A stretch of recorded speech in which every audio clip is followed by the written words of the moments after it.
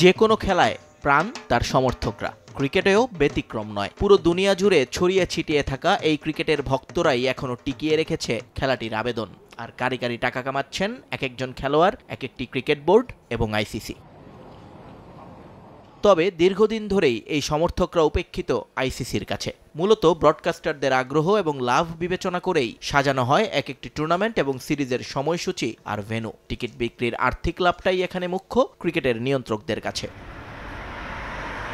এবারও সেই দর্শকদের কাঁধে বন্দুক রেখেই ক্রিকেটে নতুন এক পরিবর্তন করার আভাস দিলেন আইসিসির নবনিযুক্ত চেয়ারম্যান জয় শাহ। বর্ডার গাভাস্কার ট্রফি শেষের সফলতা নিয়ে তিনি কথা বলেছেন অস্ট্রেলিয়ান গণমাধ্যমের সঙ্গে। সেখানেই আভাস দিয়েছেন পুরানো সেই ৩ মোড়লকে ফিরিয়ে আনার, দ্বিস্তর টেস্ট কাঠামো নিয়ে নতুন করে আলোচনা শুরুর কথাও জানিয়েছেন তিনি।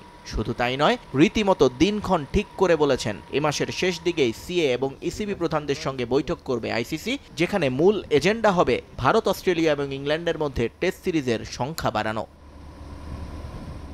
আলোচনাটা একেবারে হঠাৎ করে এসেছে তা কিন্তু নয়। 2016-তে একবার এই আলোচনা শুরু করেছিল কয়েকটা দেশ এবং ক্রিকেট কিংবদন্তিরা, কিন্তু সে সময়কার আইসিসি চেয়ারম্যান এবং ভারত, বাংলাদেশ, শ্রীলঙ্কা আর জিম্বাবুয়ে বোর্ডের প্রতিবাদের মুখে আলোর দেখা পায়নি সে প্রস্তাব। কিন্তু এবারের বর্ডার গাভাস্কার সিরিজে দর্শক উপস্থিতি বদলে দিয়েছে পরিস্থিতি। অ্যাশেজকে বাদ দিলে 5 ম্যাচের এই টেস্ট সিরিজে স্টেডিয়ামের দর্শক উপস্থিতি ভেঙে দিয়েছে অতীতের সকল রেকর্ড। শুধু এমসিজিতেই খেলা দেখেছেন 3,73,000 দর্শক। আর এই কারণেই সিডনি টেস্টের আগে ভারতের সাবেক কোচ এবং ক্রিকেটার রবি শাস্ত্রী কথা বলেন দ্বিস্তর টেস্ট কাঠামো নিয়ে। সেখানেই প্রথম সারির দলগুলোর মধ্যে টেস্ট সিরিজ বাড়ানোর প্রস্তাব করেন তিনি।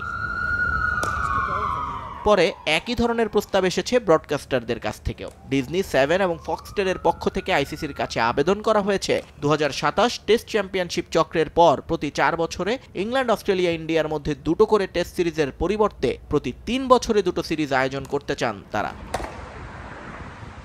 একসময় সবাই চাইলেও এই প্রস্তাবের বিরোধিতা করেছিলেন তৎকালীন বিসিসিআই প্রেসিডেন্ট অনুরাগ ঠাকুর। মূলত ছোট দেশগুলোর আর্থিক অসঙ্গতি এবং ক্রিকেটের বিশ্বায়ন নিয়ে দুশ্চিন্তা ছিল তার। কিন্তু এখন তো বিসিসিআই, আইসিসি সব একই। চারিদিকে ভারতের জয় জয়কার। ক্রিকেটের স্বার্থ সেখানে কতটা দেখা হবে সেটাই প্রশ্ন।